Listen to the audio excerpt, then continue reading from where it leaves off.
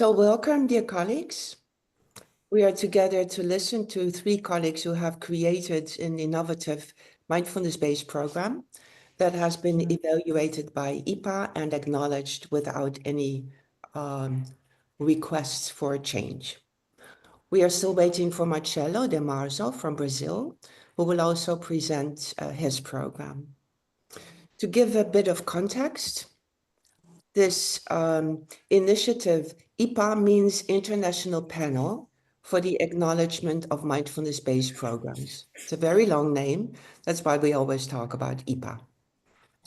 IPA is a structural entity that is independent. It is under the umbrella of EAMBA and has two web pages on the EAMBA website, simply for reasons of costs at this moment. Once it is affordable, IPA will have its own webpage and its own financial administration. For now, EAMBA has offered what IPA called looking for a home. So this is the home for IPA now. But that only means that we give IPA the possibility to have a place on the EAMBA website and the possibility to do its administration through EAMBA. So that is simply a bank account. It's a matter of cost. It's not a matter of independence. EAMBA wants the international panel to be completely independent in evaluating programs. And the colleagues who are here, Erik and Karen, they can testify that it was IPA coordinator and the IPA evaluators with whom they interacted. The IPA evaluators are people who are connected to universities, and at this moment, universities of Maastricht in the Netherlands and University of Bangor in the UK. But the intention is to have researchers all over the world who could be involved in evaluating a program. Originally, in 2018, the Dutch EAMBA Association, VNBN in the Netherlands, they created a pilot. It was called the MBP Task Force, and maybe you have heard of that. The MBP Task Force worked for 2 years. They were financed by the Dutch colleagues, by the Dutch Teacher Association, and they had a budget of 20,000 euro. When they had created a template for the evaluation, we were questionnaires, a pre-screening questionnaire and a full screening questionnaire. They invited the University of Bangor to work with them and evaluate also 2 UK programs. Those were the programs of Frantic World and MBOE, Mindfulness-Based Organizational Education. And that was the moment when they also reached out to the association in the UK, BAMBA, which is a Teacher Training Institute association that also publishes a directory of teachers. So they did 2 evaluations together. And then the pilot MBP task force was closed. And in 2022, the international panel was started. And many of the people who were in the original pilot, they also transitioned and became part of IPA. IPA has forever been pre-financed by EAMBA. But the intention is that IPA will be completely self-sufficient. But we, as EAMBA, think that the evaluation of new and innovative programs is so important that we don't want to wait until IPA has enough finances to do this work independently. In the meantime, EAMBA pre-finances and also helps with communication. And this is where we are now.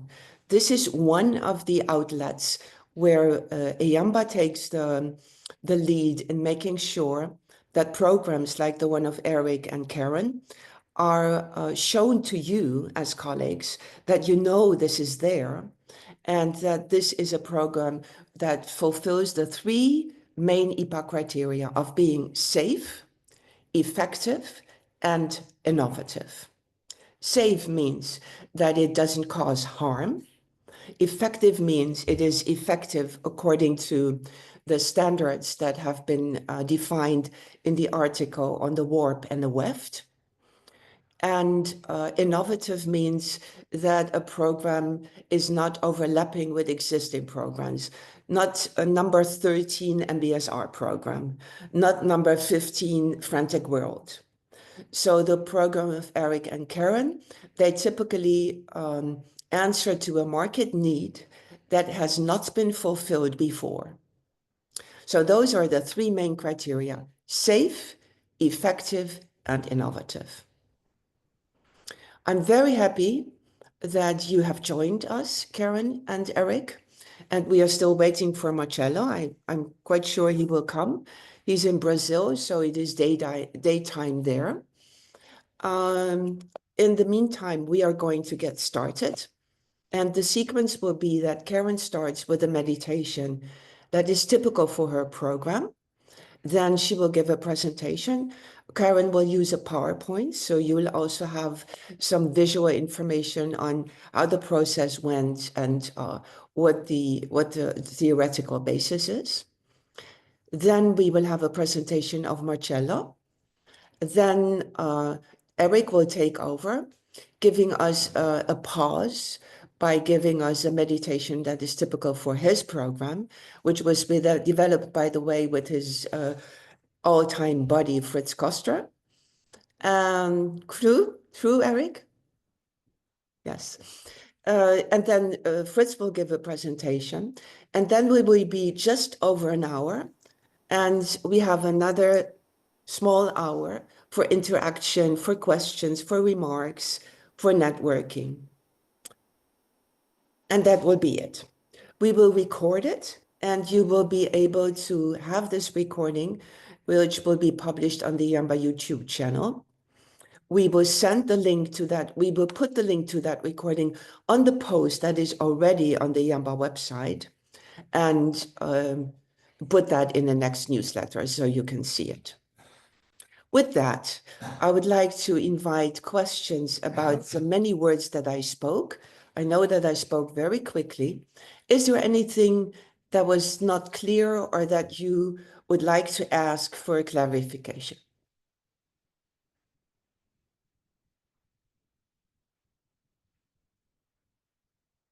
No? Okay. I thought it would be helpful to know how this came about.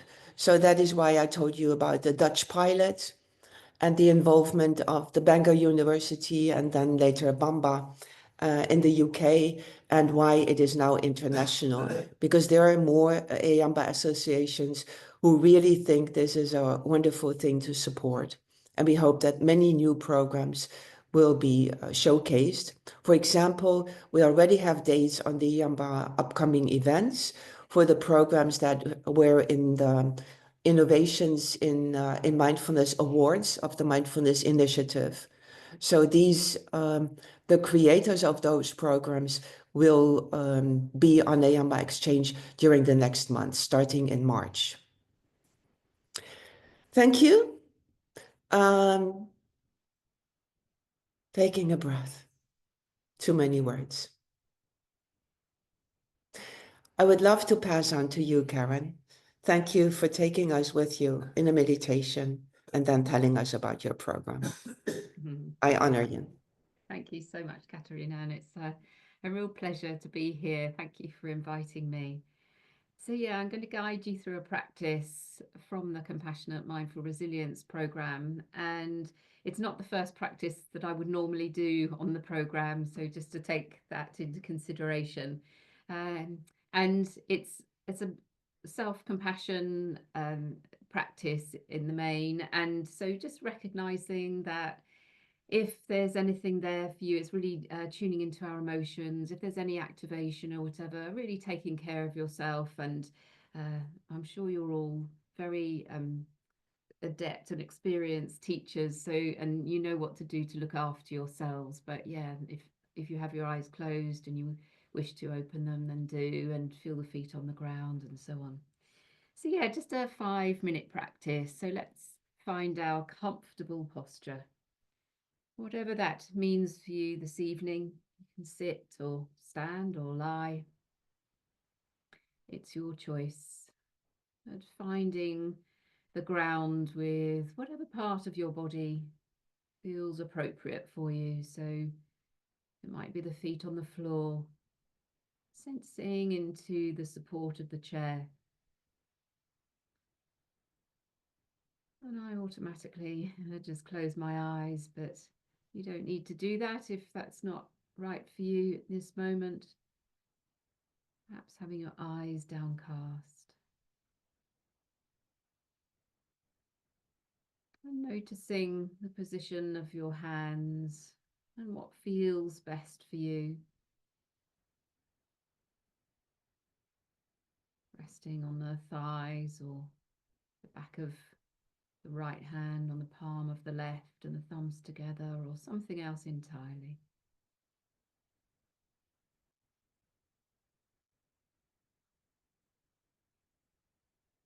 And this setting up of the posture is all part of a meditation practice, tuning into what we need in this moment.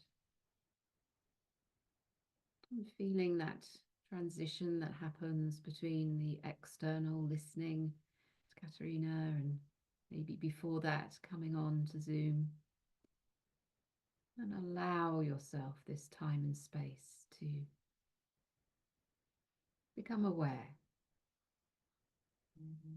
You tune into how you're feeling in your body right now.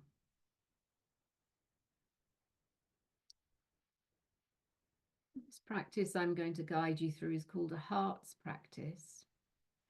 So as the name suggests, we're going to allow ourselves, if it's possible, to take the attention to the heart. So it may well be that your awareness is still in your head, so just allow a gentle, soft transition, if that's available to you, down to that place equally between the left and the right, the front and the back, the heart center, about like that.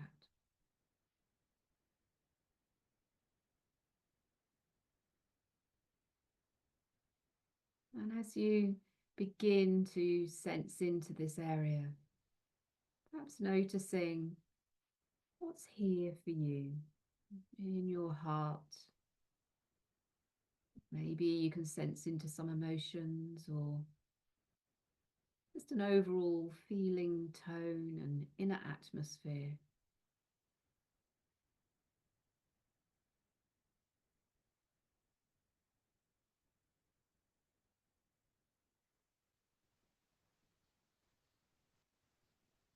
And noticing all the different aspects that you're holding in this moment. Often one or two come to the fore. And then as we give ourselves time and space, there's an opportunity to explore beneath the surface to those more subtle emotions.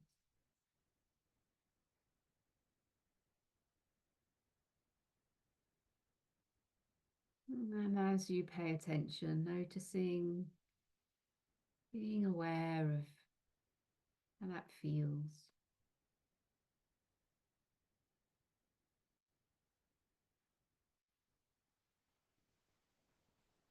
Sensing into the attitude that this is enough. What we have in this moment is enough. Our presence, our connection with the heart,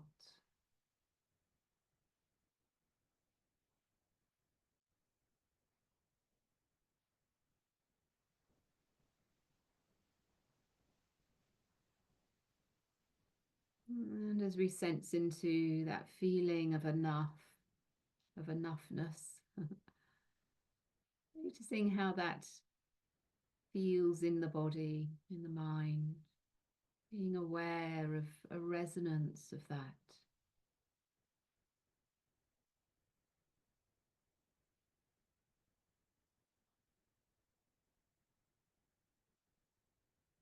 And if it's helpful for you, just inviting you to bring a hand perhaps to support yourself, to reassure, to take care of yourself in this moment, bringing it to the heart center, maybe one hand, both hands, or maybe a little lower down. Sometimes the heart center doesn't feel quite right for you in this moment, so perhaps to the solar plexus area, below the chest, or the belly, or somewhere else. Just offering yourself some reassurance that this is okay, it's all right, it's enough to be here just as I am in this moment.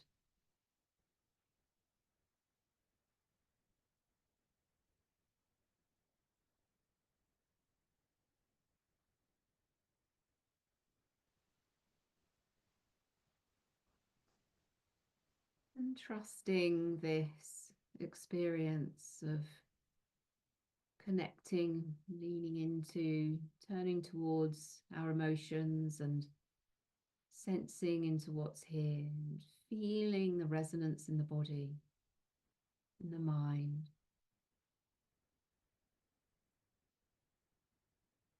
Taking care of ourselves with a gesture, hand on heart or belly, or maybe just stroking if that's what you feel like you would like to do, or giving yourself a hug. Offering you a choice. Whatever you wish to do to look after yourself, to take care right now.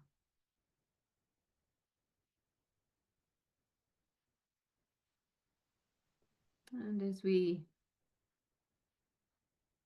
really connect with trusting this process, we know that over time, as we sustain this practice, that it can lead to transformation.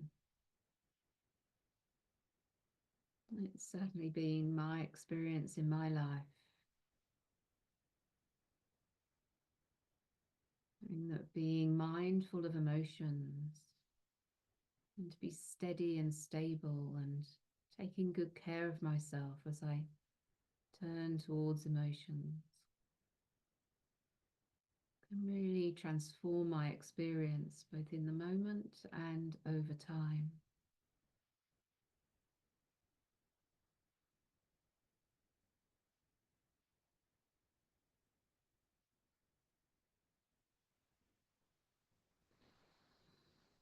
And then gently and slowly, as we ease ourselves towards the end of this quite short practice, just allowing the hands to come back to a place that feels comfortable, rested. Taking some nourishing breaths in and out as we just reflect for a moment or two on how we're feeling in response to that practice. Feeling in our body, hearts and mind.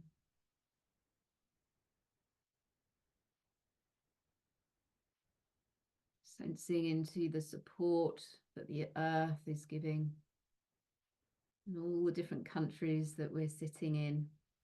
This same earth supporting us wherever we are.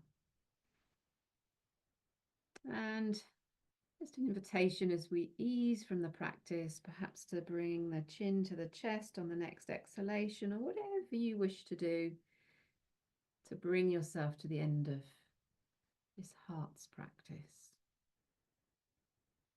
Thank you.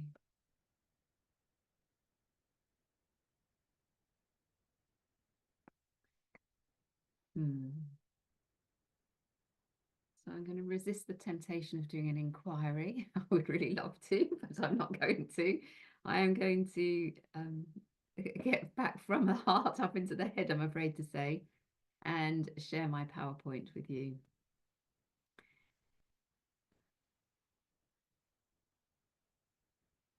Lovely. So I'm Karen Atkinson. I'm the CEO of Mindfulness UK, and I'm also an honorary lecturer at Queen's University Belfast. And in order to understand the background of this CMR, we call it as a shortened acronym, it's helpful to understand where it's come from, really, by me explaining who I am. So I've got a background in nursing and an RGN, and we did both at the same time. And as part of the nursing study course that I did in the 80s, it was only the second one ever in the UK, and was based mainly at the university, and had a lot of psychology and sociology, children's psychology, all sorts of different things, as well as obviously anatomy and physiology. And from working then, I obviously qualified and worked at St Thomas's Hospital in London for several years. And then I went out and became a district nurse in London. And then I moved down to the southwest of England, and I started working in a team of a consultant psychologist, a pain consultant, and specifically working with people with chronic pain who'd suffered with trauma, abuse, all sorts of really complex medical and psychological difficulties. Some so traumatized that they were bedbound, although there was nothing physically or physiologically wrong with them. They couldn't move, or they were housebound or whatever. And my job, for those years, it was for 6.5 years. So my role title was physical therapist, but actually what I was doing was I was mainly teaching mindfulness and compassion. And that came from my background from my early 20s. I mean, I'd always really been interested in the mind-body connection. I remember self-hypnotizing myself when I was about 13, 14 and playing around with that sort of thing. And I had a difficult upbringing, and then sort of started to look at ways of supporting myself.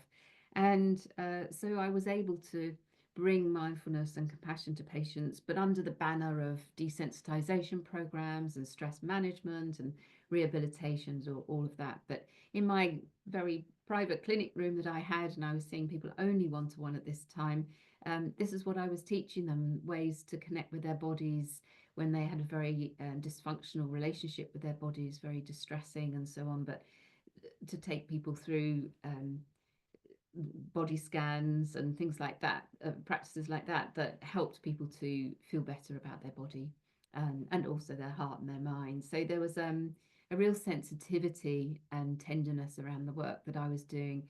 And I sometimes saw patients 3 times a week for 5 years or something like that. So the intensity was really quite considerable. I was also a British School of Yoga teacher, still am, and have been for about 30 something years. And I founded Mindfulness UK in 2010. I was the chair of the British Association in 2013-14, and I'm an author of Compassionate Mindful Inquiry in Therapeutic Practice, hence why it's a bit tricky for me not to run an inquiry. And I'm also in the process of writing the CMR workbook, and we also have a reflective e-journal for those who are doing the CMR course. This is some of my team. I always like to share. These are the ones in the Southwest. I have quite a team of people elsewhere in the UK. But yeah. And this is the practice we've just done, the heart's practice, and it's an acronym: heart, the heart, enough, just as we are, awareness of our thoughts and our feelings, and to reassure ourselves with touch, trust, and transformation, and to sustain practice over time. Very clearly, I have worked for many years, nearly 30 years, specifically with trauma. And so it's so important for me in this work and in the program that I've developed to really create a safe space. So this program was designed to widen access, and I'm not going to read it all. And as you hear, you're going to get a recording of this, so you can read it in more detail. But there was something about me having moved from the NHS into my clinical work, and then setting up Mindfulness UK, where I bought a property in Taunton and remortgaged my house, and set up a mindfulness center in 2010, which opened up an opportunity for me to be able to teach in groups and to enter into the realms of teacher training. And along with that, I really recognized that society was really needing more mindfulness and compassion. And so I was obviously doing shorter practices for many, many years. And I continued to do that and see patients privately. And then, started to develop programs and courses and training that reflected the value of shorter practices over perhaps shorter periods of time. So why the Compassionate Mindful Resilience Program? Well, I introduced it in 2020. My book was published actually in 2020 as well in response to the pandemic. And having been in the health and social care setting for so many years, I recognised the real need to develop something where the practices were really short for time poor workers and for the employees. That's how it set out. And that there was the shorter length of course. So it had EDI at its core, so it was accessible and engaging. And I needed to show that it wasn't just hearsay and people saying, oh yeah, I feel so much better. I wanted to demonstrate those changes and it be a democratizer so that a shorter course with shorter practices could reach more people. And so it's 8 modules, but over 4 weeks, 2 hours at a time. And some practices are just 10 seconds and the maximum is 10 minutes. And it's been researched over the last 5 years, and I'll say a little bit more about that, and accredited by the CPD Standards Office for 8 credit points. And it aligns with my iceberg model, which again, I'll talk about in a little while. So that's the why, and this is the how. We really look at the 2 wings of the bird, the relationship between mindfulness and compassion, and explore that in quite some detail, perhaps considerably more than we do on the Mindfulness-Based Stress Reduction Program, of which I've taught well over 100 and have been teacher training for 12 or 13 years. So I know that program inside out. And I just really valued the more explicit compassion practices and really could feel that in my body when I was learning new techniques and tools, and I absolutely saw it with my patients. So this is my book, Compassionate Mindful Inquiry and Therapeutic Practice. And in it has the iceberg model. So I'm just going to show what this iceberg model is, and because this was developed for employees, although it's now gone the ripple effect has gone way beyond employees. This is specifically for the workplace. So we start with mindfulness to create that sense of stability and groundedness. So by paying attention, the core stage, where the process that arises or what comes of that is becoming aware. So we're coming out of autopilot, tuning into what's happening in the body, heart, mind, and external environment. Tuning to ourselves at work and working, what's work is at hand, perhaps prioritizing a little, and also attuning ourselves to other people at work. So not working sort of as independently, but really connecting in with other people and starting to pay attention to their needs. And from there, we start to enter into reflective dialogue. So we're noticing what happens when we pay attention, when we become aware.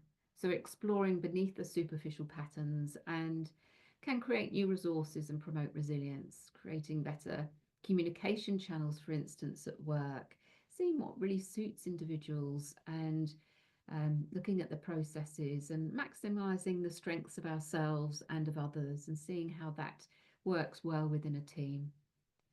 Finding new perspectives on working patterns, perhaps from employees up to teams and working with the whole culture ultimately.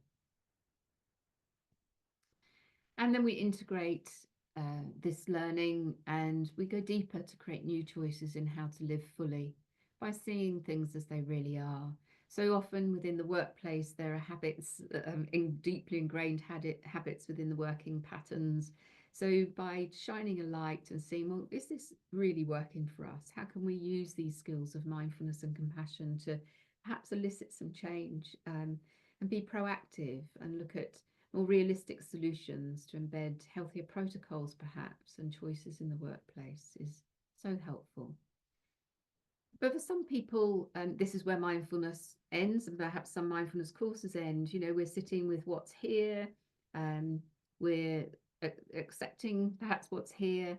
But actually, for me, compassion is just such a powerful tool that really warms up that reality and gives us something that we can act upon. So we teach people self-compassion and self-soothing, and that helps to bring in more insights. And through that, we can review policies and working conditions, for instance, reflecting on what employees need to be attracted to the post and then retained. Staff retention is a really big thing in our UK at the moment. And then we change our habits, noticing what happens when we start to test the water of more self-compassion and have mentors and champions to support that change, which becomes sustainable over time.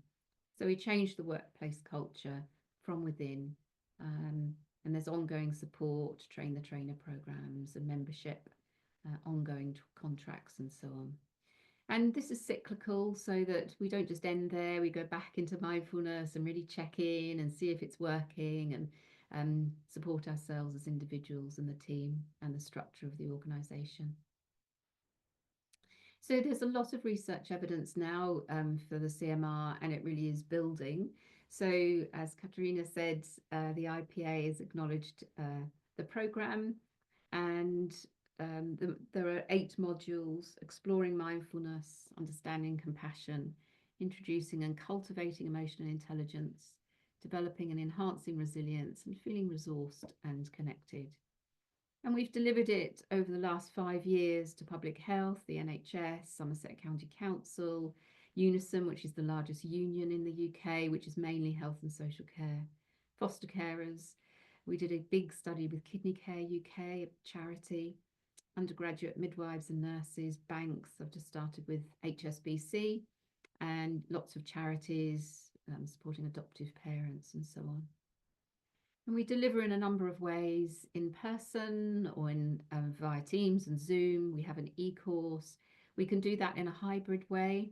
And we have just pivoted, which is why I say in the middle here, don't be afraid to pivot. We also deliver it through WhatsApp. So that's been quite a learning curve for all of us as a team, but it's been really successful. So yeah, lots of different ways to access the content.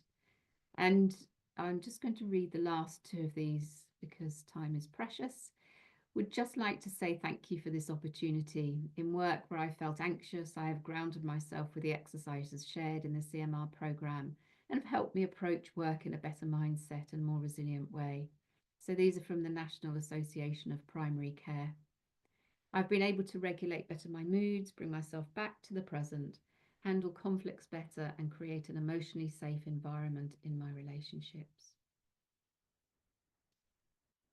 So yeah, we've done some research, as I say, with Queen's University, Kidney Care UK, the National Health and Social Care employees through Newcastle University, undergraduate nurses and midwives through Queen's, parents of children with heart disease, veterans, and we're just securing funding for an RCT for patients with kidney disease and their carers. So it's exciting times for the CMR. And this is the publication that was really helpful in when we applied to IPA. We call it the IPA in the UK.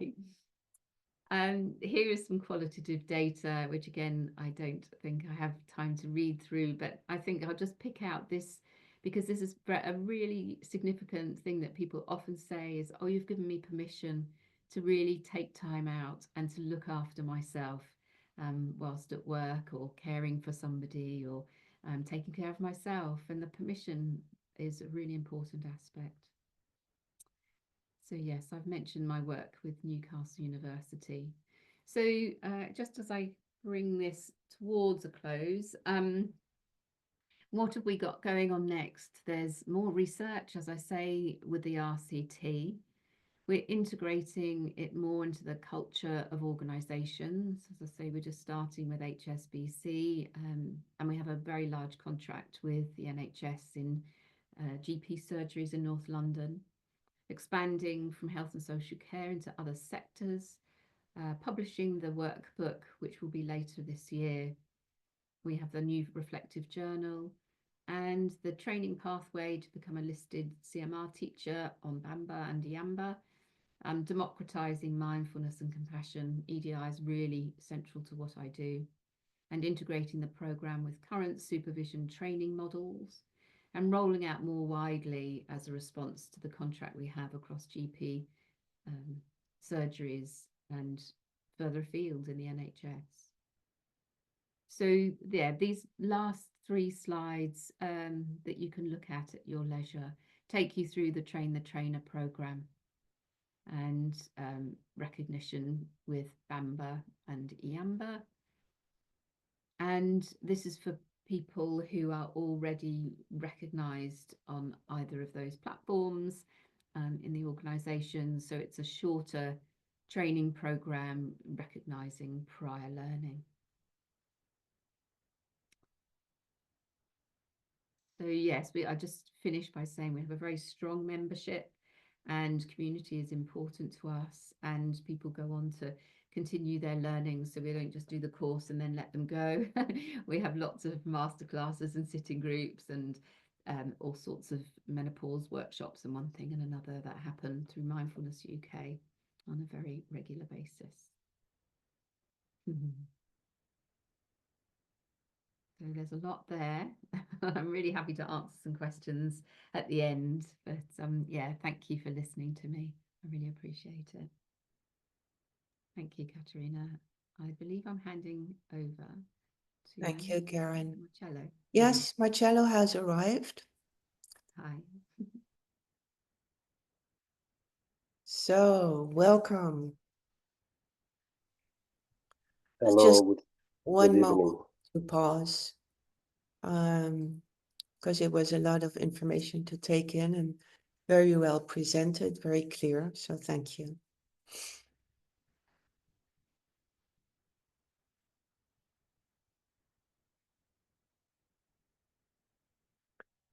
Please, Marcelo, I will make you co-host. So if you have anything that you want to share, do you have a PowerPoint or not? Yes, I have a presentation. Okay. Good. Thank you. The floor, or whatever this is called, is yours. Okay, thank you very much. Sorry to be late. I was thinking it would be 4 p.m. in Brazil. So, sorry about that. I will share my presentation. Hope you are seeing. I'm Marcelo Demarzo from Brazil. So I speak in Portuguese or in Spanish, but I will try to speak in English. If you have any question, then I try to clarify. So thank you very much for this opportunity to present our program that we call Mindfulness-based Health Promotion, MBHP, and recently was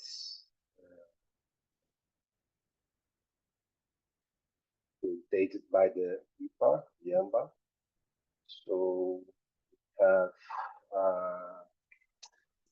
Mindfulness Center inside our university, the Federal University of Brazil, of São Paulo, sorry, in Brazil. We call Unifesp, inside the Paulista School, São Paulo School of Medicine. I'm an associate professor there in the Division of Primary Care, Department of Preventive Medicine. I'm also a visiting professor at UTS in Sydney, in School of Public Health with John Adams. And I'm also a mindfulness teacher and trainer.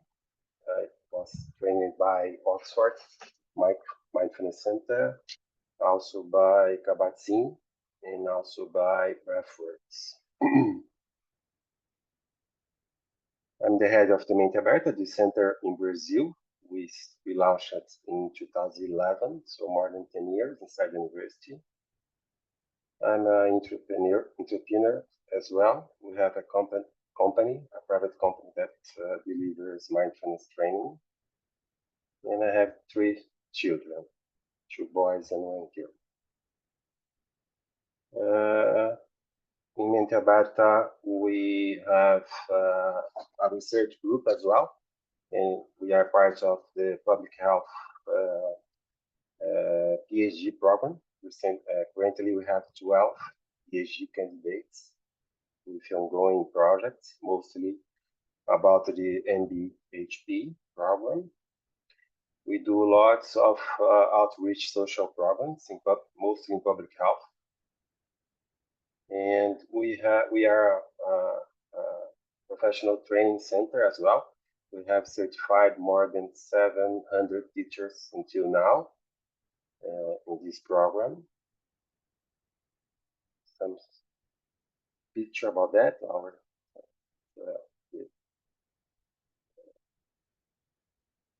trainees from cohort 33. This is an example of our outreach program. We use it to do open class in the main park in São Paulo. Now we are doing that after the pandemic, we are doing online. So every month we provide free mindfulness lessons, classes for beginners that want to know about mindfulness and start to practice. We have advanced scientific seminars on mindfulness every month as well. It's open for the community, and all classes are available at YouTube as well, so we can disseminate the evidence, the scientific evidence about mindfulness, all in Portuguese. It's an example of one outreach program we have that we train policy officers in Brazil on mindfulness, and we did some research on that as well. I'll show the data. We have 4 books in Portuguese written by me and by our team.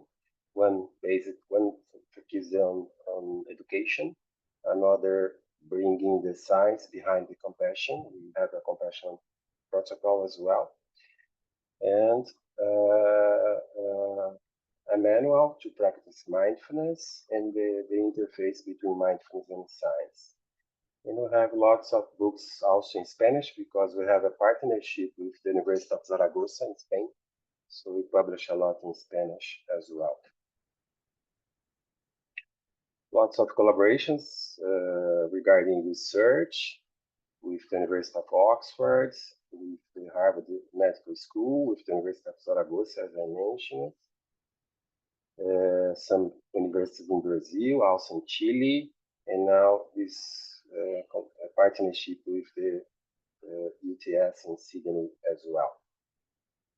We are also part of the Mindfulness Initiative, and we're trying to bring the initiative to Brazil. I had the opportunity to be in person last year in London to see the launch of the Mindfulness UK Parliament. It was a very nice event. About the MBHP, it was initially created in 2009, and it's grounded on MBSR and also MBCT, but informed by health promotion, the concept of health promotion from WHO, from the World Health Organization. And we promote mindfulness based on autonomy and self-efficacy. And through the protocol, we address all the dimensions of health promotion: physical dimension, mental dimension, social dimension, and also the spiritual dimension, addressing not spirituality itself, but life purpose and also life values through some practices and discussion. We also evaluate the program with research speaking, follow this concept, how mindfulness, how this protocol can address all dimensions of health promotion and also self-care behavior, promoting well-being and quality of life.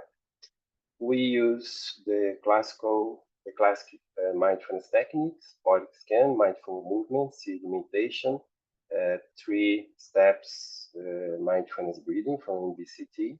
We also include a compassion, self-compassion practice in the end of the program to enhance the social part of the health promotion. And also we include a values practice to connect with life purpose and values, plus psychoeducation. Some research that we are based on. We have more than 200 studies, published studies. This one we are in partnership with some colleagues.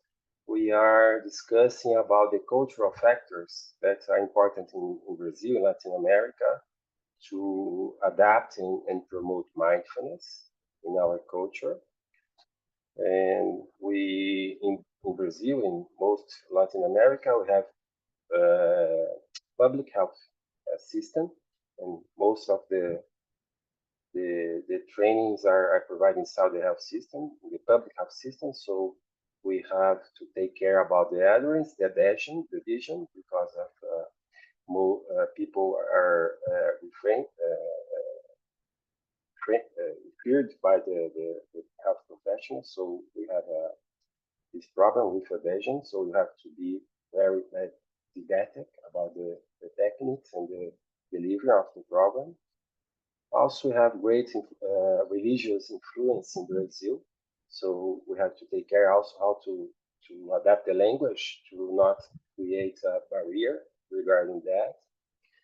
And also we reinforce not only the formal practice, but mainly the informal practice, because it's easier to adapt in daily life for Brazilians and Latinos. We also have difficulties to deliver a one-day retreat, so we don't include a one-day retreat in our protocol to facilitate implementation. And also we reinforce interpersonal mindfulness, relational mindfulness, because of our culture. Some research, it's a publication it's in Portuguese about our mindfulness clinic inside the university. So we provide free mindfulness training in a partnership with our kind of NHS, we call SUS, the Brazilian Unified Health System. So some data about that. In this case, we evaluate a sample of mostly women, mostly use public health, but also with private health insurance. Most conditions were psychiatric or psychological conditions like anxiety and depressions, and also organic conditions, medical conditions like diabetes and hypertension.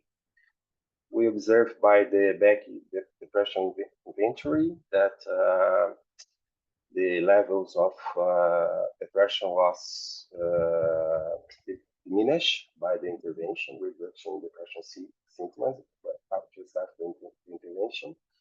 And also we realized that the mindfulness level was low before the intervention, and it could improve the levels by the protocol. And also we realized that we're a positive correlation between quality of life and subjective well-being. And after regarding the enhancement of mindfulness level, what could explain the results in this case? It's another example. We promote this protocol for nursing workers at the biggest hospital in Brazil, of the University of São Paulo, and they were professionals with musculoskeletal pain condition. So we realized we show that we're less catastrophization and less pain interference in daily life after the protocol. It's another example with public teachers from public education. So we evaluate not only psychological variables, but also immunological and inflammation. And we compare to neuroscience psychoeducation.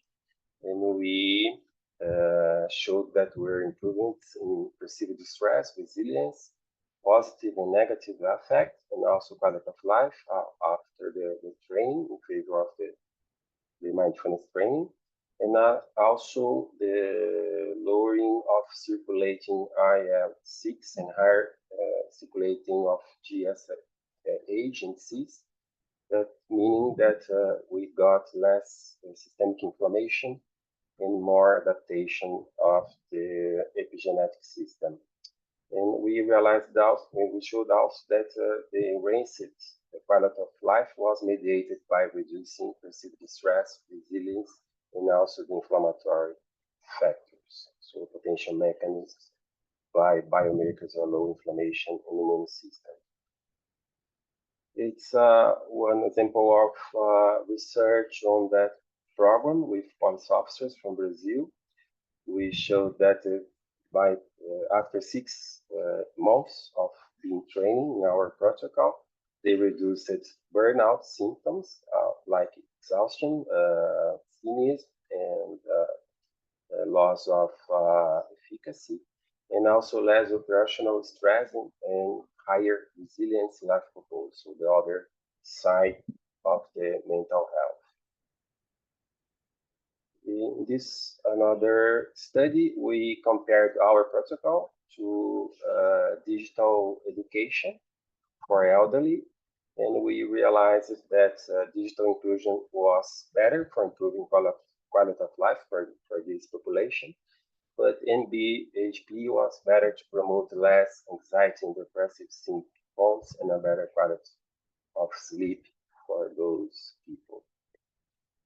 We also trained some sports team in Brazil. It's an example of the Paralympic bowling team that were in Tokyo 2020, and they got less anxiety, less depressive symptoms, more quality of sleepy, and also they got the better performance ever in the Olympics and Paralympics events. And qualitatively speaking, they say that mindfulness helped a lot for that.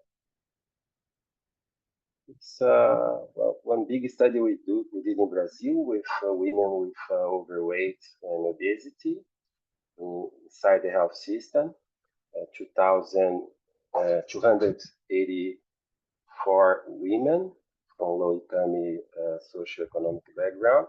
And we compared the MBEAT program, the Mindful Eating program, with our protocol. And we realized both improved the eating behavior and also reduced the binge eating. MBEAT was a little bit better in terms of effect size, but both performed well. And we realized the adherence to the program was better for our program, the General Mindfulness Program, than for the Mindful Eating program.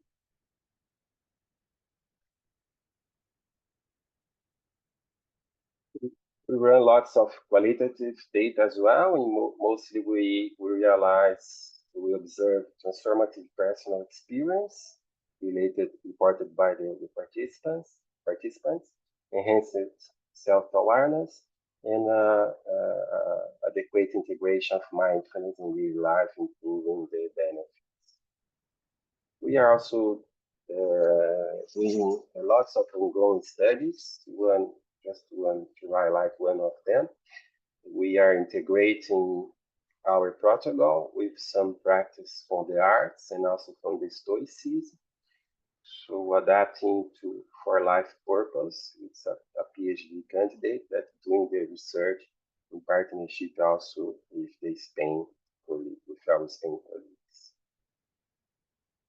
This our website at the university, Mindfulness mindfulness.unifest.br, and also the website of our company. We have lots of social media as well: Instagram, Facebook, LinkedIn, YouTube.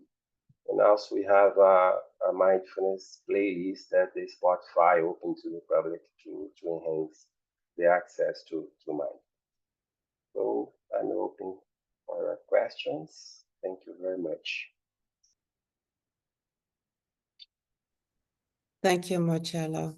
Very interesting and a lot of stuff, food for thought. Yes, there will be time for questions. We will have Erik giving us a breathing pause now with one of his meditations, then a presentation by him, and then we open the floor. And I think with the number of people we are here, we will stay together. So all questions can be asked later and also answered, I hope. I see one. Yeah, there are already compliments in the chat. Thank you. Very impressive. Very impressive. Dear Erik, please. I don't know actually what this is called. The floor is yours, whatever. The floor was yours already. So please take us along to give our mind a pause and recover our concentration for our own body. Thank you very much, Katharina. Yes, normally if I had more time, I would actually ask you to get up and stand because we've been sitting for a while. It's a bit difficult doing this in a webinar. So I invite you just to stretch on your chair and move the body in a way it's doing the body good. It's kind to the body.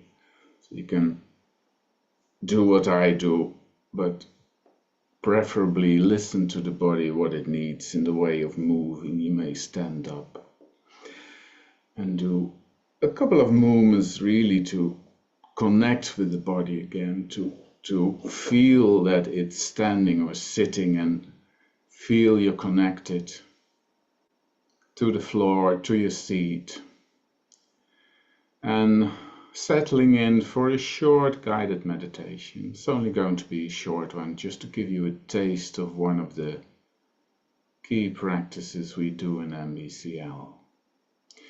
So you may wish to close your eyes or keep them downcast. And we actually start every practice with a short reminder of what you could say, connecting with the base camp of practice. The first step is always to consciously pause, to be present to whatever shows. Whether it's pleasant or unpleasant, or neither pleasant or unpleasant, just acknowledge whatever is around in our inner world, in our outer world, making itself known through the senses, maybe in the way of sounds, thoughts, feelings or bodily sensations. So the first reminder is pause, being mindful of what shows. And the second reminder is to acknowledge how we are present. And when there is any tension in the way we are present, to allow relaxation. You may notice some muscles are holding on to tension that they don't need to hold on to. Softening those muscles in the face, your chest, your belly, your limbs. You may also take notice of the breath. You may just observe it the way it goes by itself, but you may also consciously somewhat deepening it or slowing it down somewhat so that it finds a soothing, calming rhythm. Breathing out all the way until by itself it becomes an in-breath, allowing the body to fill until by itself the in-breath becomes an out-breath again.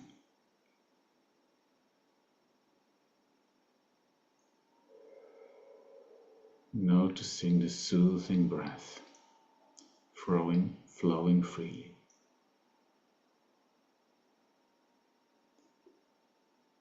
And while staying connected to this base camp, you can always return to it when you feel you've lost this connection.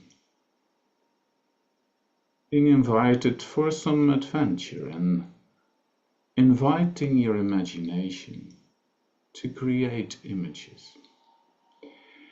And this is not something you have to achieve, it's really letting yourself be surprised by whatever shows. On the invitation to imagine, you are in a place where you can feel entirely accepted, where you can feel safe, where you can feel just the way you are. A safe place. And that may be a place where you're just on your own, no other persons around. It may be outside in nature, or inside in a cozy corner. It may be a place you know from memory, but it may also be a place that arises in your fantasy, or a mixture of memory and fantasy. And allowing all the senses to be involved. What is there to see? Close by, in the distance, colors, shapes. And what is there to hear at a place where you can feel safe and accepted? Where you can feel at ease just the way you are. And perhaps there are fragrances around.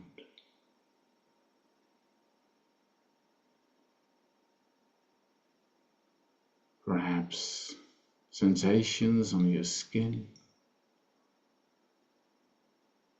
warmth or coolness, softness, support. And what do you notice in the body inside when you imagine you're at a place being kind to you, accepting you?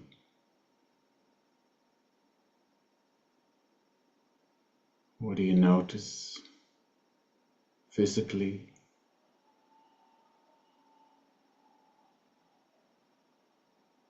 emotionally, mentally?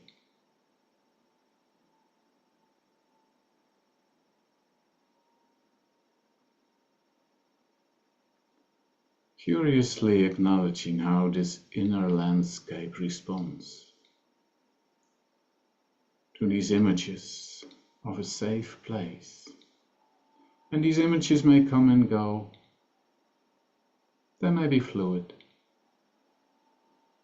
And you may also notice perhaps the lack of images, reactivity to the practice. This is also part of the practice. All experiences can be included, can be mindfully noted. The pleasant ones, the unpleasant ones. And just to invite the imagination to imagine that the place is really relating to you in a kind way.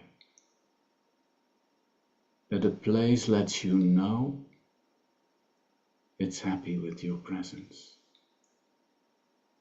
That the place welcomes you, all of you, including perhaps the parts in yourself you find difficult to accept yourself. This place holds it all in kindness. Imagining this place lets you know you're precious. You have a right just to be the way you are. How does that make you feel?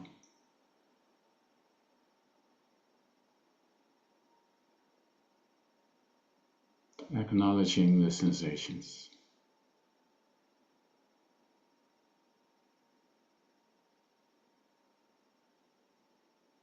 And perhaps allowing the images to dissolve again. Perhaps finding a way to say goodbye, to thank the place in your own way, knowing you can always return to a practice like this. You can always let yourself be surprised what shows itself when you invite your imagination to create a safe place.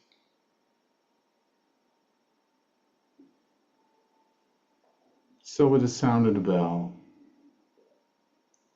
opening your eyes in your own time and perhaps moving the body again in a way it wants to be moved.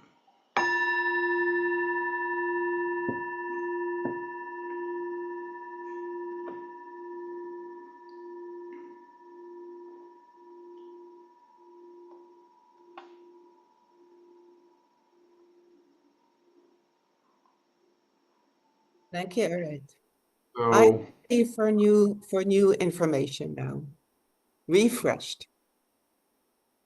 okay, I'll carry on then. Normally this is inquiry is also what I would do after practice like this, but I gather you're all seasoned practitioners and have done practices like this before. Let me just share my screen and show you a few slides.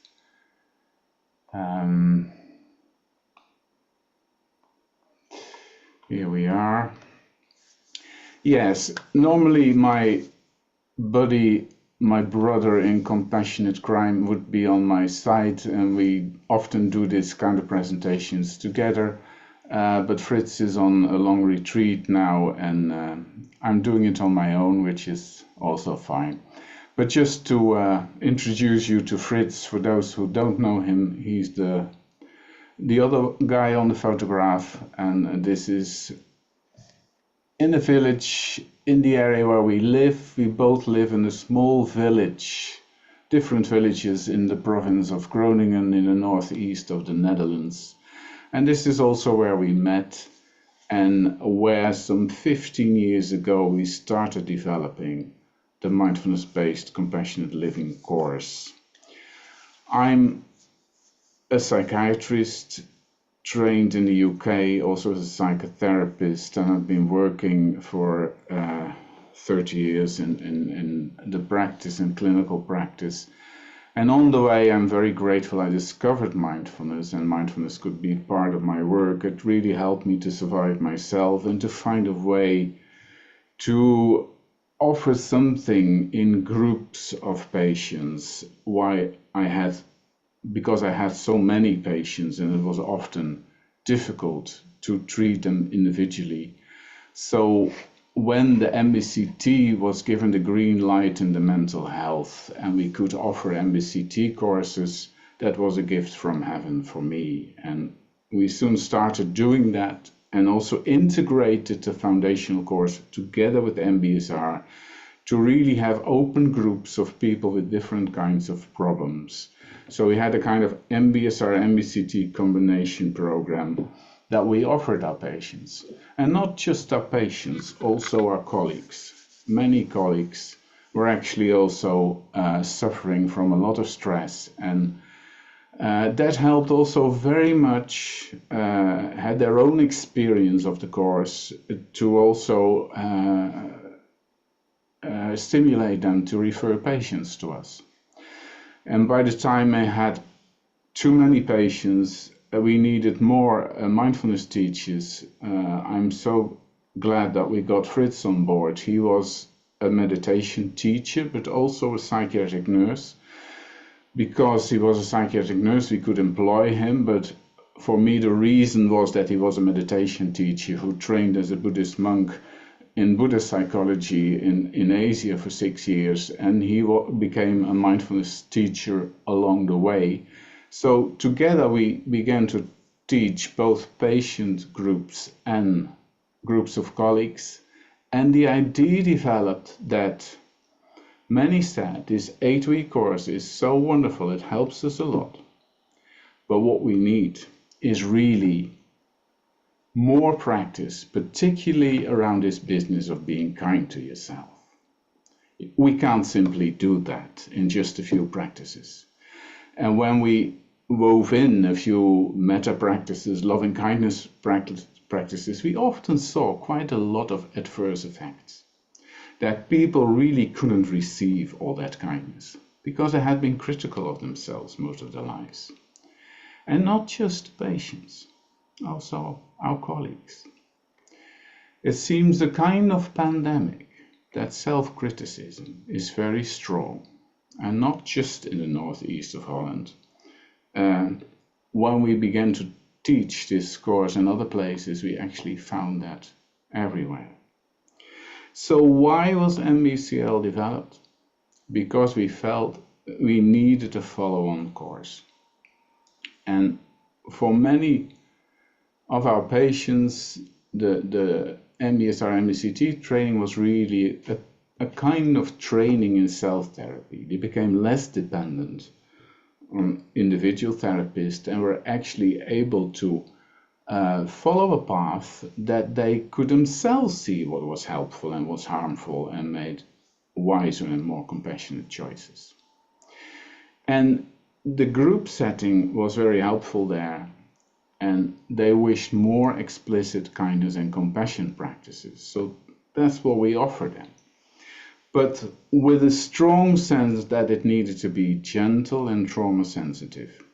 At that time, the trauma sensitive movement stream, if you like, in the mindfulness work was not as pronounced yet, but working in mental health, we certainly found that often in the MBSR and MBCT practices, also adaptations were needed to make it more accessible with people, for people who had a lot of difficulties in the background, past experience of trauma or emotional neglect.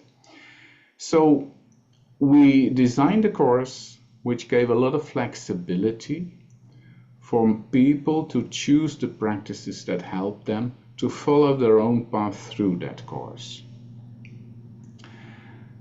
So in form and shape, it looks very much like MBSR MBCT. It also has 8 sessions, 1 per week or per fortnight, 2.5 hours duration, if possible a silent day, or in the mental health that was often not possible, so we took half a day or a silent session. Smaller groups generally than in MBSR MBCT, because a lot of very vulnerable personal things were shared in groups like this. Also the commitment of doing 3/4 of an hour to an hour daily home practice, but not in the sense of MBSR MBCT that this was more like homework. This is the kind of practices you do this week, and then the other week you do this and that. We more offered them a choice from a menu. So we give home practice suggestions, and usually most do them at least once or twice, but then they really connect with the practices that help them. And that makes sense because it is a deepening course. The deepening path is not for everyone the same. And often when we evaluated the course in the beginning, people said it's a lot, you offer a lot. And then when we asked what should we take out? No, leave it all in. It's all valuable. But please let me choose on my own time when I deepen this or deepen that. So we offered it transdiagnostically, not for people with particular problems, but being in a mental health setting, often people with recurrent depression, anxiety disorders, some had addiction problems from which they were abstinent, and others personality problems, relation problems. The transdiagnostic approach we found helpful because it sort of enforced the sense of common humanity. And in the course, it was more the universal mechanisms that were addressed that increased people's suffering. So, we went actually through that pilot phase with a task force with BAMBA and the Dutch Association, and that was followed then by recognition by the EMBA and the IPA. It's just to say that when we were busy developing MBCL, a lot of other compassion trainings appeared, more or less around the same time that these were developed, and also with similar structures of 6 to 8 weeks. Here you have the most important one around in that time, and the difference is that they were all designed as standalone courses, and MBCL was designed as a follow-on course. So it was really meant for graduates of MBSR and MBCT or an equivalent MBP. So we very much, from the beginning, emphasized it's about compassion cultivation. We were not so keen on the word self-compassion. That is typically a Western concept. We stayed quite close to Paul Gilbert's definition. He was the developer of compassion-focused therapy, and he influenced the psychoeducational models in our course very much. And he arrived at this definition of compassion, which we feel is very close to the Buddhist definition. It's a sensitivity to the suffering in self and others. That's important. It doesn't go either way or the other way. It's all inclusive. And it's not just a passive sensitivity, it's also a commitment to try and alleviate it and even prevent it wherever possible. And it's enhanced by a lot of attributes that reinforce each other. It begins with a fundamental motivation of caring for well-being and alleviating suffering.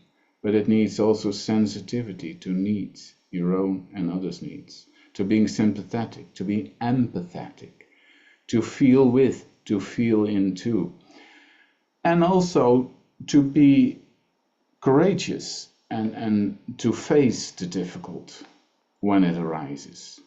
And it needs wisdom to know the difference between what heals and what harms.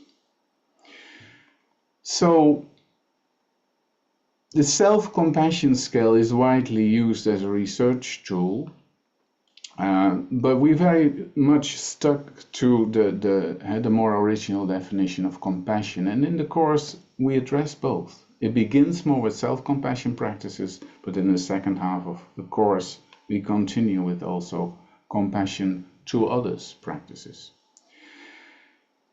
What's the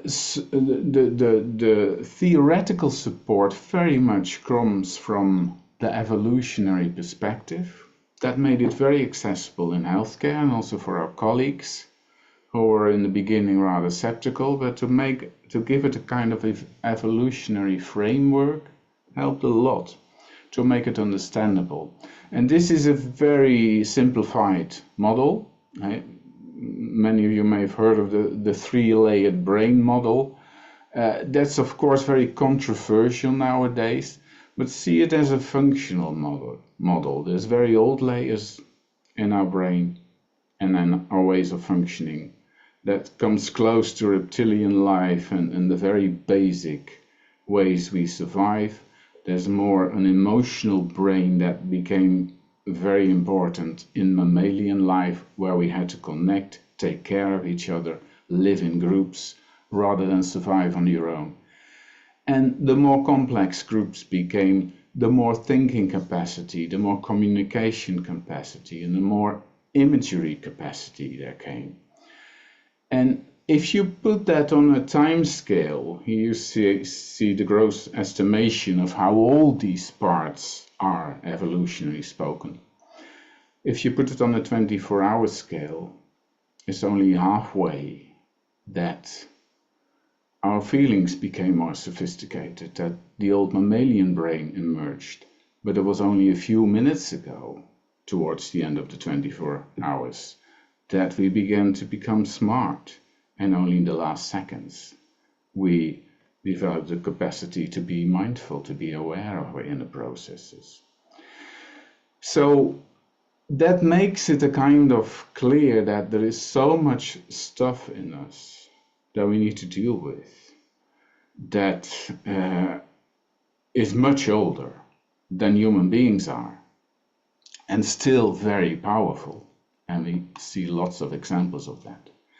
And you could say there's a kind of inner stress generator going on all the time.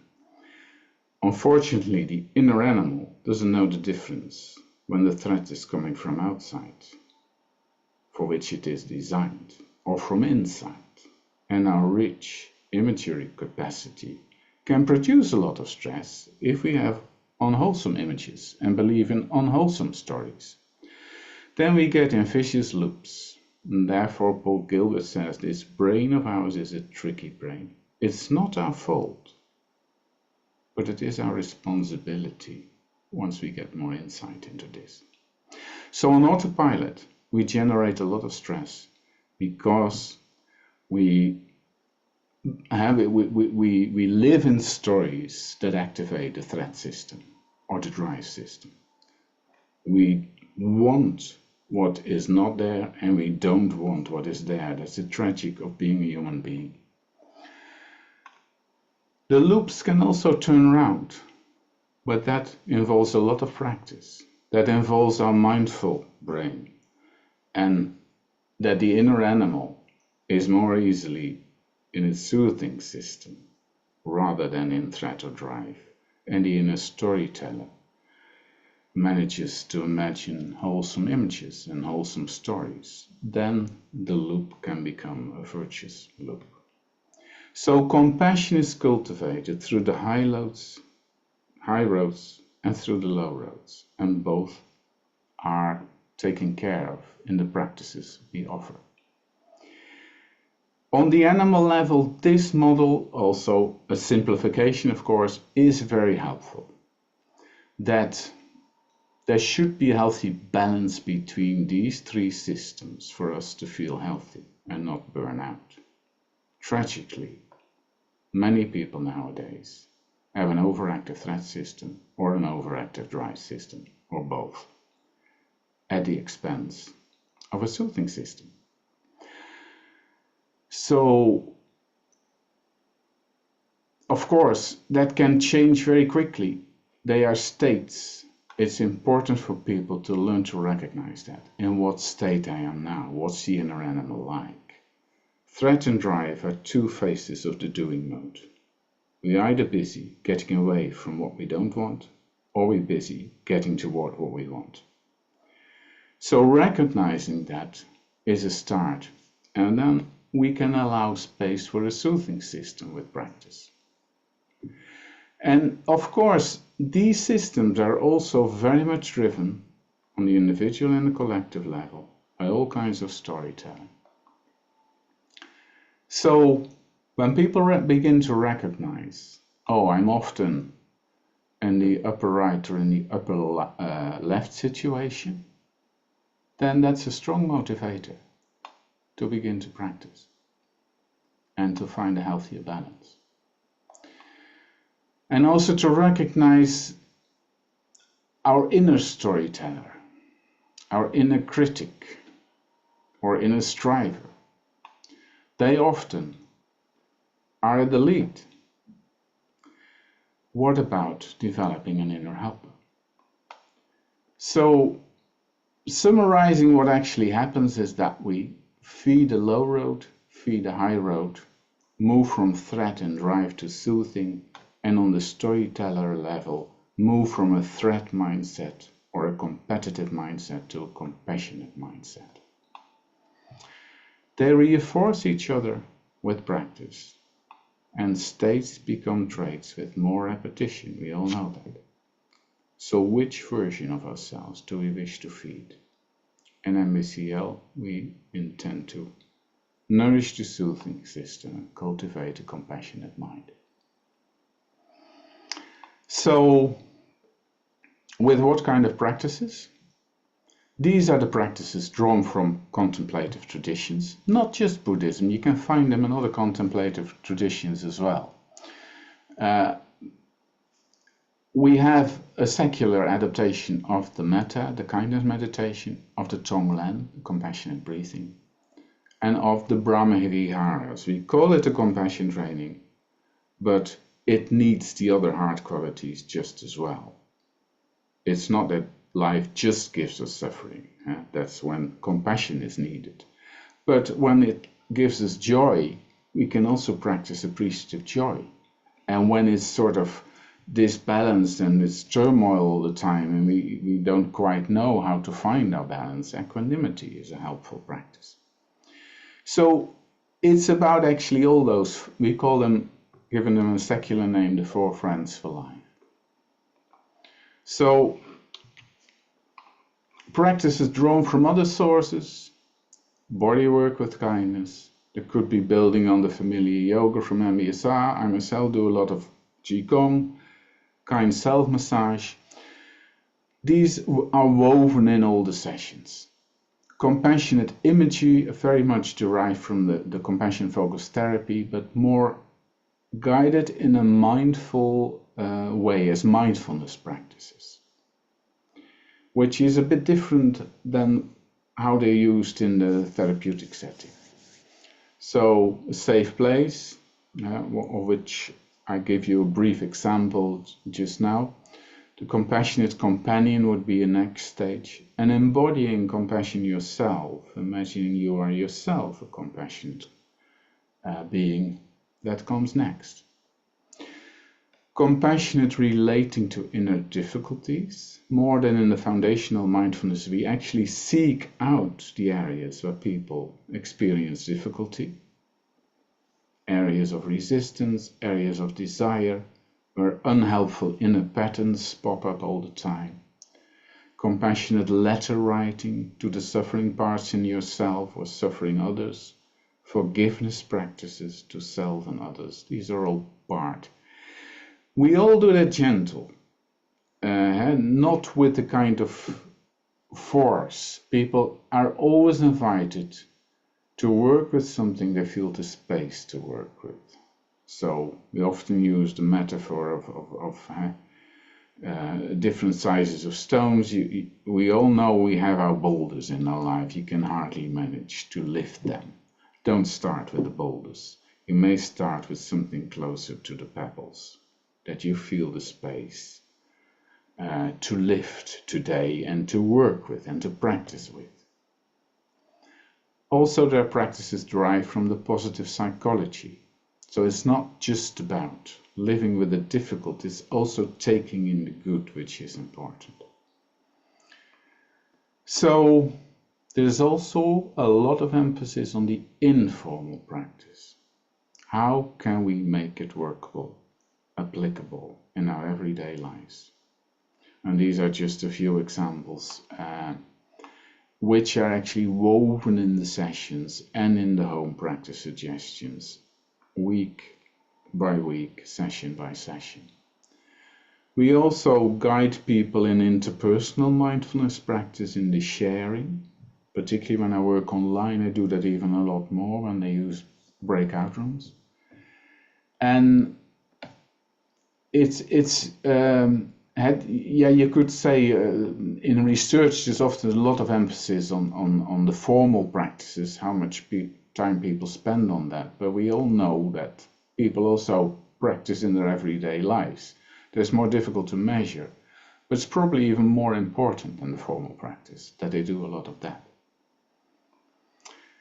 Yeah, this is too much information on one slide. It's just that you know that the course fits on one sheet. And you can see sort of in the top row the themes of the different sessions, the titles and the themes, and there's different categories of practices. Those which you can do as required, and those are the ones particularly where you meet difficulties, and those you can do on a regular basis, like the imagery practices, the kindness meditations, practices like pleasure walk, kindness for the body, walking with kindness. And there is a row of informal practices. So I don't think I have time to go through a lot of research. I'm not the researcher myself.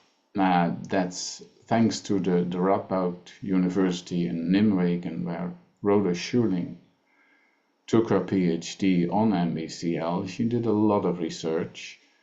These are more the overall summary of the overall results in compassion research, particularly self-compassion. And in MBCL, these are the ones that are published in scientific journals.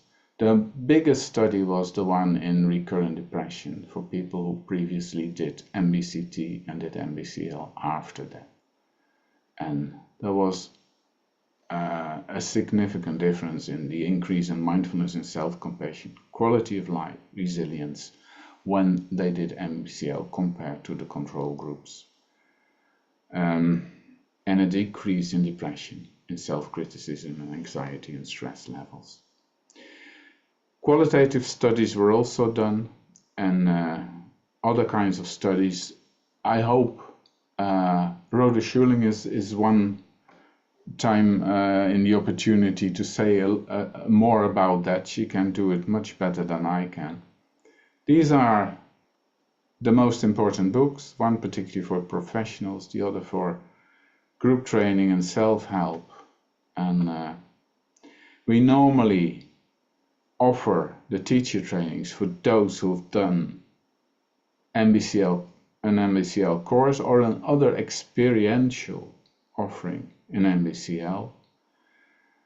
And then the teacher training is done either in 2 modules of 3 days or a 6-day module or 8 days with translation.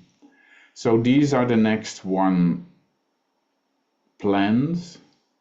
In the autumn I'll do an online foundation course internationally, and Fritz and Alison Evans are doing the teacher training online for an international group beginning of next year, and that's organized by the Mindfulness Network.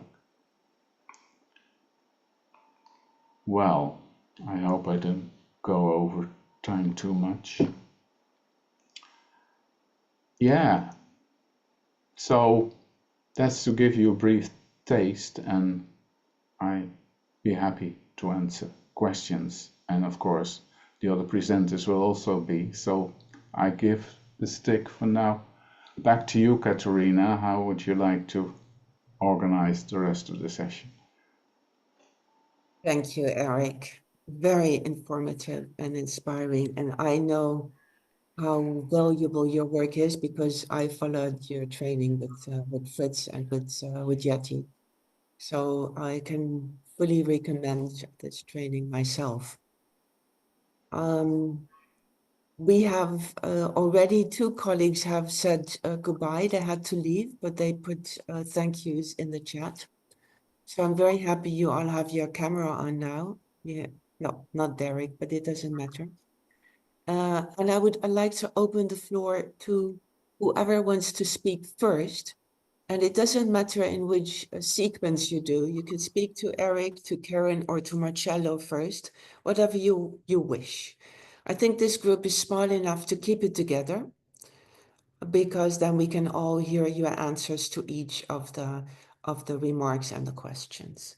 So please, the floor is open for interaction.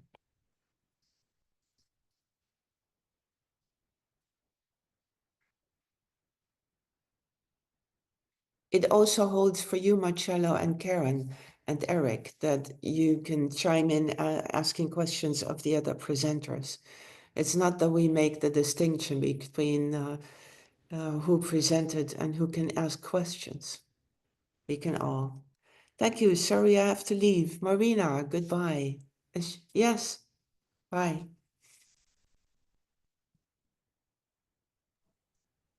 I'd like to say something. First of all, thank you so much for having me join. I'm in Canada, and I'm, I've been on a journey where I learned mindfulness through my health difficulties, and it made such a difference that I've tried to embody that and teach it to others. And I share a lot of mindfulness with children and teens, so not as much with adults too in healthcare settings, but from a different level of perspective. But I just want to say that all three of those programs blew me away.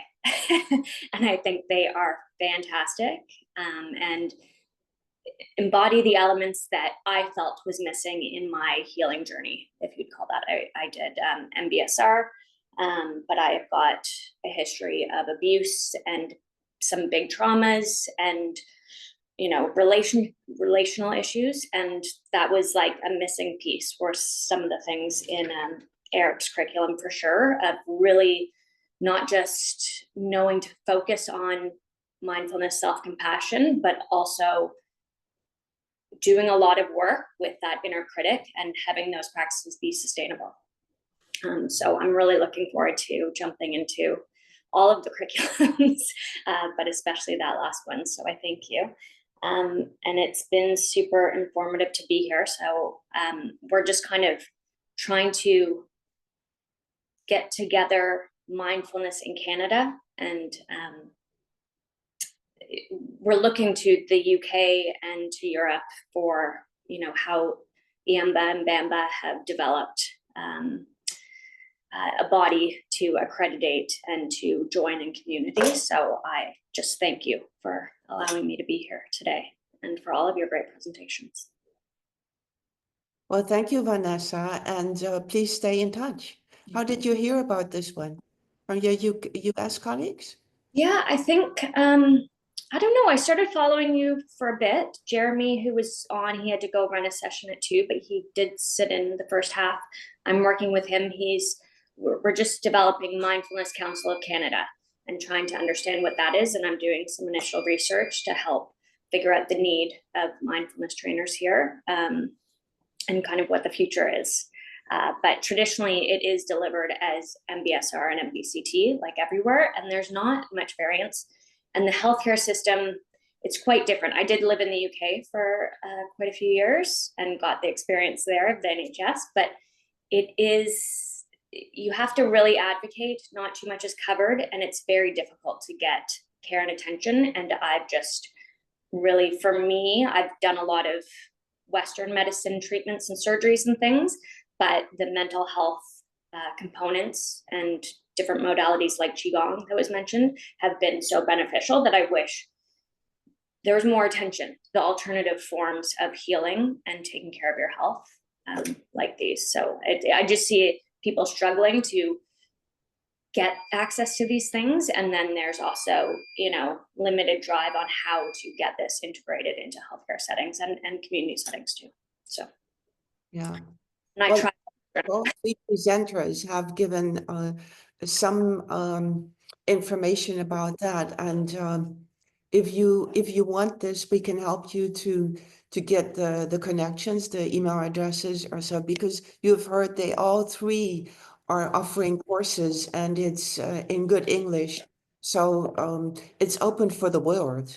And IAMBA is certainly here to make, not to dominate this field, but to serve this field, to make sure that the networking is effective and that you from Canada can reach Brazil. The UK is easy for you, but reach Brazil or reach the Netherlands, and that Karen can reach out to Canada and to Brazil. So those connections are the most important thing, because then things will just emerge. Please. Well, thank you. I'll share my email address, and that way, if you guys want to connect with me, I'd love to share and spread and talk further. But thank you so much. Excellent. Yes. Marcelo, I just heard this point about the health aspect. Would you like to answer to what Vanessa said about this? Because you're directly implementing, well, actually, Erik, you also told us about not only patients, but also the health system and your colleague psychiatrists. Yes, in Brazil, we have a national public policy on the integration of integrative medicine into the health system. So you can address this policy to easy the integration implementation. And in Brazil, I know in UK they have a good connection with politicians, but in Brazil it's a little bit different. We are more connected to the managers, to the city managers, especially the Secretary of Health in the municipalities, in the cities. So it's because they have the money to implement the interventions, the mental health interventions in the health system. So we are connected to them, and we present, we do presentations to sensibilize, to show what is mindfulness, what are the benefits, and so they can decide to invest their money in such kind of intervention. So, and it's supported by this national policy. So that's the way we do in Brazil. We are in direct connection with the managers to do that. And we also train health professionals to introduce mindfulness into the facilities. So those are the ways to do that. If I may add to Vanessa's point, if you're starting up mindfulness compassion in healthcare, yeah, I mean, it's also important to learn from other countries what we've done of our children's diseases with implementing that. And there's so much energy being put into measuring short-term effects rather than long-term sustainable effects, and particularly also in the environments that people live. I mean, most will have heard of this book, Mindfulness. The pitfall with mindfulness courses is that we just offer something that gives quick results, that alleviates the most important stress symptoms, but then sends people back to the stress-producing systems where it all started. I mean, we all know about that within healthcare now. Many healthcare professionals are burning out. We're very bad at taking care of ourselves as professional helpers. How can we help our patients if we can't take care of ourselves? So it somehow needs to go hand in hand. There comes another story supporting why we're doing this. We're not just treating disorders and symptoms. We're offering something that helps people taking responsibility for their health. I mean, it fits more in lifestyle medicine, if you like. It is about healthy moving, healthy eating, healthy communicating, and also healthy stress management. And we can't just treat ourselves as individuals, but we need to take it to the places where we work and live. That's what I would like to add to your point. And you're starting from another point than we were 15 years ago. A lot has changed, and there's much more awareness now that how we are running our healthcare is not very healthy.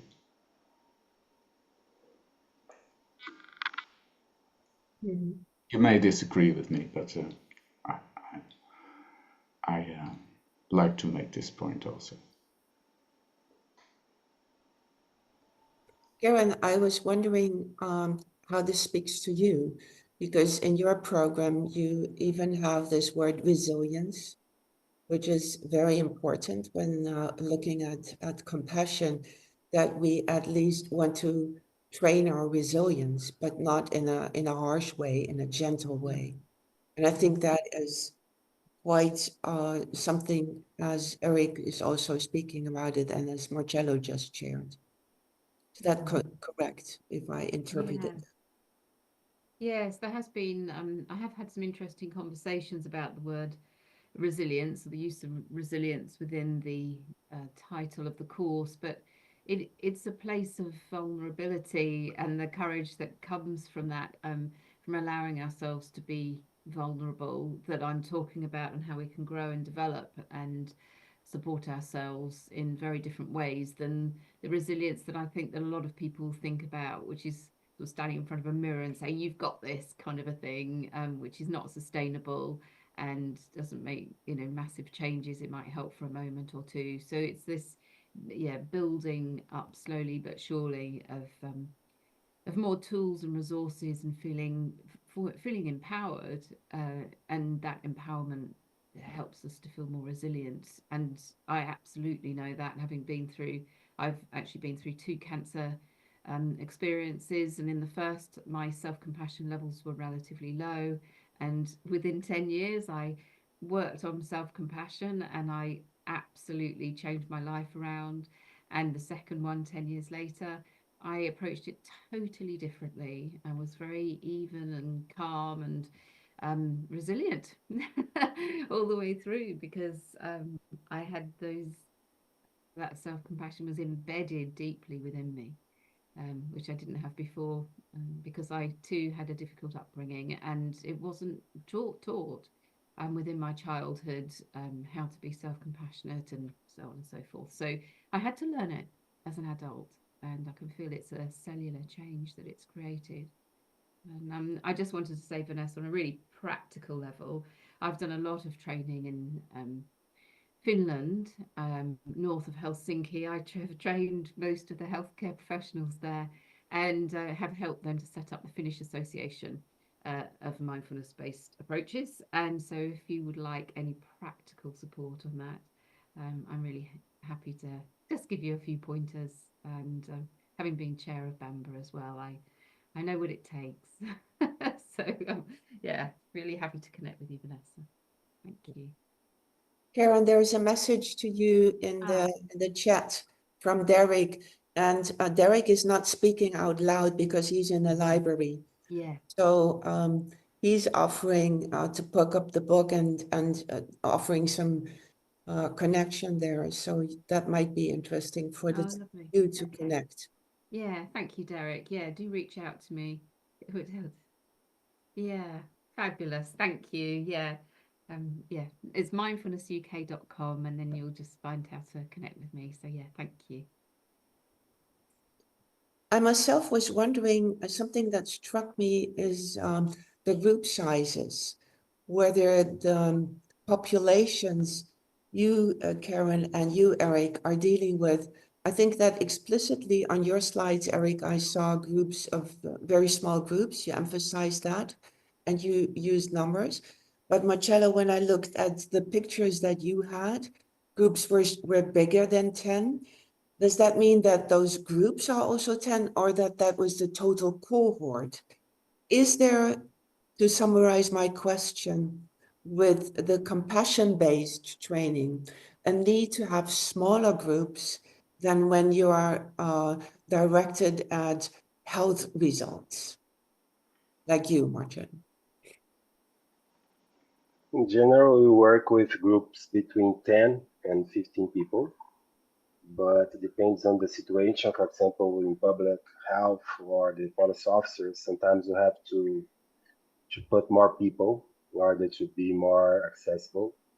So sometimes we go until 25 at most, but with patients, at most we work with 12. So from 80 to 12, depends on the population we are working on.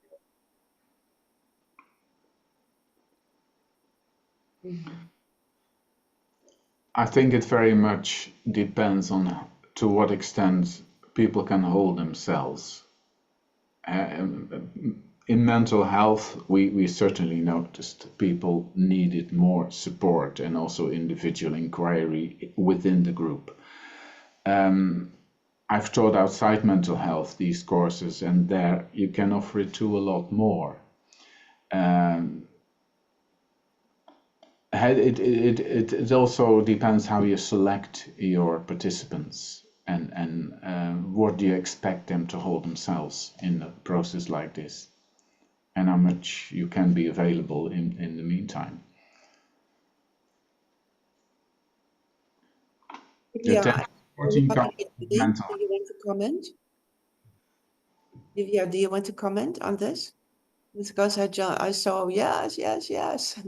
Hello, can you hear me all right? Thanks. Hi, everybody. I think some thoughts that might come out in questions, if that's all right to share. And thank you, everybody, and especially for the presentations. So I don't have formal mental health training, but I would say I've been sharing mindfulness 15, 18 years. And I mention that because I'd be interested in your thoughts in offering compassion in the way that we're describing, that we know it helps people outside of, quotes, health settings. In the UK, what I find is there's actually a lot more awareness about compassion and mindfulness for sure. But there isn't the take up to commit to a course. I mean, you're lucky if you even get that inclination to engage in something, let alone commit to a course of training. You'll get people interested in much more definable therapeutic, how to put it, help. So anyway, I think the question there is, outside of formal health settings, people's experience of people engaging with it. In health settings, having said I don't come from what we might define as a formal health background, speaking again for the UK, I've noticed a big drop in offering mindfulness as a service. I mean, what I've seen in my time is now they want volunteer practitioners or teachers, but it won't be offered as something that either you would pay a practitioner for or you'd expect someone to pay for. But then you end up in this circle of, you're trying to look after yourself and you need something, but holding space for others, becomes then just something that very privileged few can do, right? It's almost like just a passion. So there's, on the practitioner's side, it's very difficult, to make, sustain yourself and taking, I'm not going to even say taking this seriously. If you're doing this work properly, the practitioner needs a level of sustenance. And I'm not just talking financial, but if you're spending all your time just trying to reach and engage people, it gets wearing. So any thoughts on that? And then, I mean, I do sense there's a lot more awareness around mindfulness and compassion, and there's a lot of, I don't see the issue as having to put the case forward, but there's just the missing piece of getting people to engage in practice, be part of something, whether it's a group, individual. Thank you. I'm really happy to speak to that, having obviously done most of my training in the UK. And I've seen such a difference in what you're talking about from when I set up Mindfulness UK, bearing in mind I was doing this clinically for about 15 years beforehand. So for the last 15 years. And it was like a honeymoon period. about 2012 to 14, something like that, when there was a lot of engagement. During COVID, there was a massive amount of engagement for us. We had too many people and had to get more teachers in. And since then, yeah, there's been a dip. And I have seen that apps obviously have become very popular, but they are now dipping, the amount of people who use them. And we have seen a resurgence of people coming forward who have had enough of using apps and can't be doing with that anymore, and realize that it's not taking them to the places and it's not supporting them in the way that they thought that it would. So I see them maybe as an entry point, but not sufficient to do some of this deeper work. And there's also the advent of social subscribers. So we train a lot of social subscribers, but what the knock-on effect of that absolutely is that people are accessing it for free within the NHS, and for people who do that more in a private capacity as well. We do train people who do manage to make a living out of this full time. I'm one of them. But it takes a lot of work, and I always think collaboration and partnering and yeah, not feeling quite like the lone wolf that sometimes we can get to that place. It's just such an important aspect of this, and co-teaching, and yeah, just being so invested in it that doors do open.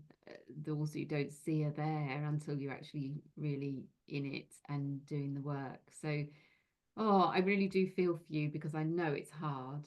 And I'm happy to talk to you about how things may be able to shift a little bit. But yeah, I think it's a changing world. And 10 years ago, people hadn't heard so much about compassion. And now everybody's hearing about compassion. And I think it's all just shifting sands, and there's no predicting it anymore. And yeah, keep the faith. Yes. Yeah, thank you. Just to remind everyone here, in 2023, Ayamba dedicated a whole year to the question on how teachers could not only survive, but thrive on sharing mindfulness.